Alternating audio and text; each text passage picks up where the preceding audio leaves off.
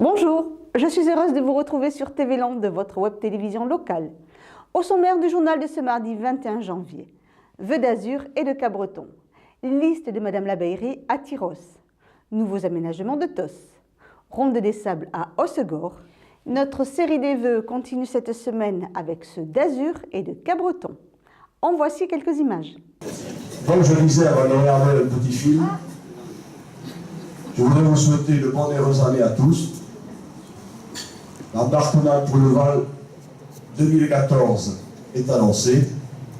N'emportez dans vos bagages que les meilleurs moments de 2013. Laissez les moments mauvais aux objets perdus. La durée de votre voyage sera exactement de 12 mois. Vos prochaines escales sont santé, amour, joie, harmonie, prospérité et paix. Bonne année à Azur. Je vous remercie. J'avais cité ce mot d'Albert Camus l'année dernière, c'était à l'occasion de la même cérémonie. Je me permettrai de le reciter cette année parce que je crois qu'il est d'actualité. Albert Camus qui disait que la vraie générosité envers l'avenir consiste à tout donner au présent. Aussi, permettez-moi en cette année 2014 de souhaiter pour notre ville que nous avons au cœur, de souhaiter pour Cabreton une année pleine d'avenir. Merci à vous et vive Cabreton.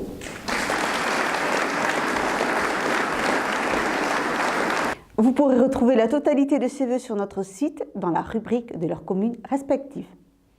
Michèle Labeyrie a annoncé officiellement jeudi soir qu'elle est candidate à sa succession à la mairie de Saint-Vincent-de-Tyros.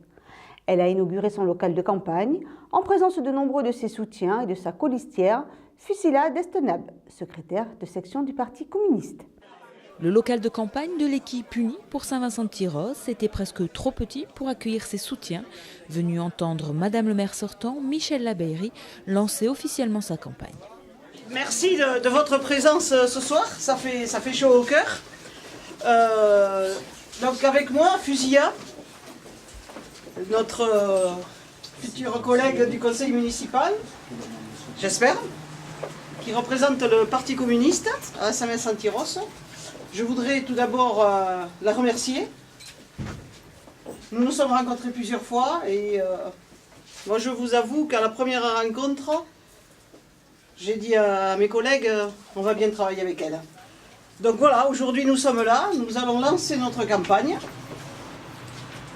On avait envie de vous recevoir dans notre petit local, puisque c'est là où nous travaillons depuis quelques mois, puisque depuis fin novembre nous sommes dans ce local.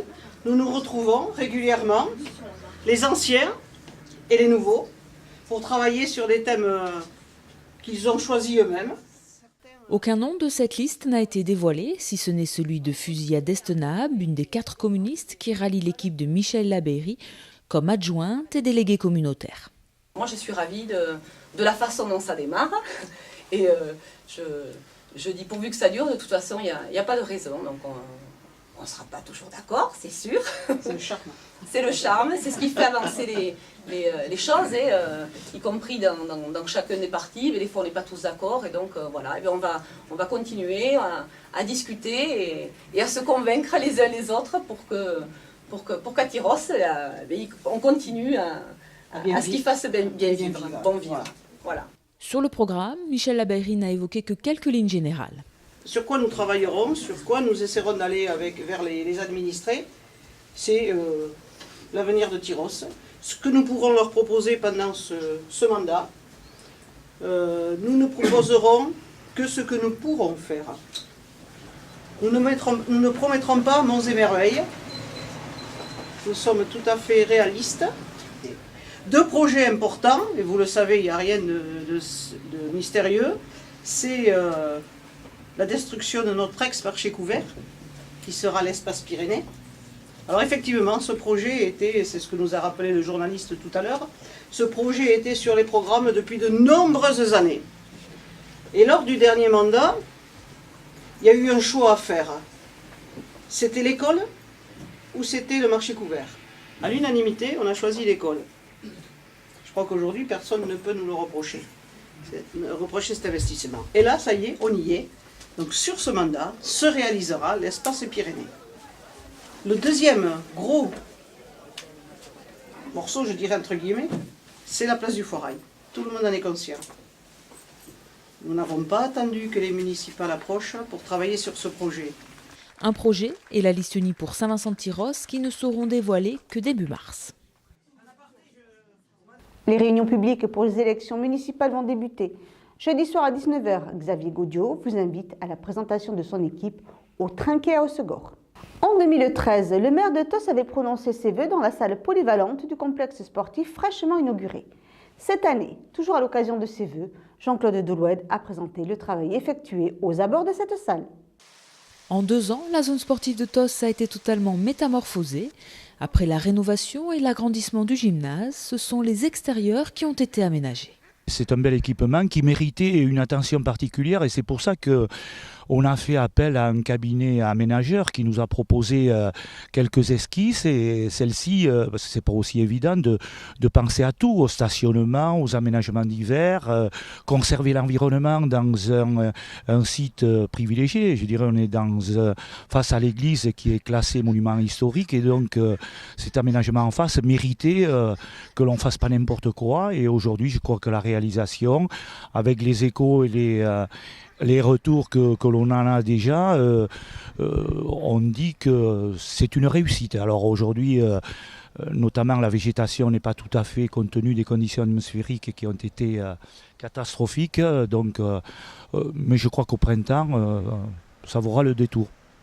Parking, terrain de pétanque, city-stade, des promenades autour du plan d'eau réaménagé offrent désormais aux Tossais un vrai lieu de rencontre à proximité du centre-bourg. On veut faire de cet endroit un lieu de vie de toute génération confondue, que ce soit les jeunes et les moins jeunes, sachant que le foyer des anciens, par exemple, n'est pas très loin. Donc cette zone sportive qui est là, pour les jeunes et moins jeunes également. Et on le voit déjà, pourtant c'est tout récent l'installation de ce City Park et de ces aménagements. On le voit les week-ends et même le soir, on voit déjà la pratique c'est un point de rencontre de ces personnes qui aujourd'hui profitent de cet espace. Quelques finitions sont encore à apporter. Un espace de jeu pour les enfants devrait aussi voir le jour afin de parachever ce bel espace de vie. Samedi et dimanche dernier avait lieu la traditionnelle ronde des sables d'Hossegor, dernière grande course avant le mythique enduro du Touquet. De nombreuses personnes se sont déplacées pour admirer le spectacle des jeunes, quad et motos, et ce, malgré la pluie. Reportage. Cette année, la Ronde des Sables a fêté ses 20 ans avec à la tête du Motoclub des Plages, chargé de l'organisation, une nouvelle équipe qui avait préparé aux pilotes un nouveau circuit. Pour la 20e édition, on a voulu faire un tracé un petit peu différent, on a voulu le ralentir un petit peu, ce qui était la demande des pilotes les années précédentes. Donc on a rajouté quelques chicanes et quelques siphons. Donc, la piste a été refaite samedi matin et dimanche matin dû à la marée qui nous a emporté pas mal de parties du terrain. Un tracé qui a semblé plus convenir aux motos qu'aux quads. La piste était très étroite cette année. J'avais gardé un bon souvenir du tracé l'année dernière, mais là cette année j'étais un petit peu déçu. Il a fallu que j'attende que ça se défonce pour arriver à faire la différence. Et ça s'est très défoncé, donc ça a été, mais beaucoup de bouchons, beaucoup de retardataires, ça a été un peu la catastrophe. J'avais peur de perdre ma 2e place. Donc voilà, le tracé, j'espère. Je félicite quand même les organisateurs parce que c'est tout un travail, c'est vraiment une très grosse organisation, tout ça. Je les félicite tous, les bénévoles, mais à voir pour changer le tracé l'année prochaine. Le tracé était très rapide cette année, on avait vraiment beaucoup de lignes droites, donc au début c'était un petit peu chaud, on va dire, avec la 450 ça allait très vite, donc j'ai fait vraiment attention à ne pas chuter, mais le tracé était plaisant, en plus la météo était avec nous pour une très grande partie de la piste, donc c'était une super épreuve. Sur 7 km 200 de piste entre Cabreton et Seignos, en traversée éclaircie, ce sont plus de 550 pilotes de moto ou de quad qui se sont lancés à l'assaut de ce circuit de sable, éprouvant physiquement autant pour les concurrents que pour les machines, contraignant certains à l'abandon. Sur une case de transmission, je pense à cause du sable, la chaîne trop tendue et ça m'a arraché le pignon de sortie de boîte. Première dans le sable, donc on ne connaît pas. On ne connaît pas les réglages, on ne connaît pas l'adaptation des machines, donc ça se paye cash. Cette 5e et avant-dernière épreuve du championnat de France de sable est un rendez-vous important pour les pilotes afin de finaliser leur réglage et d'engranger des points avant la grande finale du Touquet. Dans toutes les catégories, les meilleurs étaient au rendez-vous. Jimmy Cossus s'est imposé chez les kids. En quad, Jérémy Vargnard remporte sa 5e victoire de la saison. 5 sur 5, bon déjà ça fait vraiment plaisir. Cette course-là, depuis que je suis tout jeune, j'adore cette course. Déjà comme je suis parisien, de descendre un petit peu dans le sud-ouest, on va dire que ça change de paysage. Et c'est vraiment une course que j'apprécie. La ligne droite sur la plage est vraiment super. Et puis le tracé a été vraiment super bien fait, pas trop dangereux, avec certains endroits techniques comme le pointage. Donc on va dire que ça va dans le bon sens. Chez les motos, Livia Lancelot termine première féminine et Milko Poltizek remporte sa première grande course sur sable. Mon but c'était de vraiment rester aux avant-postes et c'est ce que j'ai réussi à faire. Et quand je suis passé en tête au bout de 2 heures, là j'ai commencé vraiment à faire des beaux tours parce que le terrain était défoncé et je prenais beaucoup de plaisir. Donc je gagne, je suis ma première victoire, donc j'espère que maintenant que le compteur est lancé, j'ai appris comment faire, donc vivement la suite. Et la suite, ce sera les 8 et 9 février prochains sur la plage du Touquet, dans le Pas-de-Calais, où les meilleurs vont se battre pour le titre de champion de France, avant de retrouver l'an prochain tous ces pilotes sur le sable landais pour une nouvelle édition de la Ronde des Sables. Cette édition est maintenant terminée. Je vous donne rendez-vous vendredi 24 janvier pour un prochain journal de TV Land, votre web télévision locale. Je vous souhaite en attendant de passer une très bonne semaine.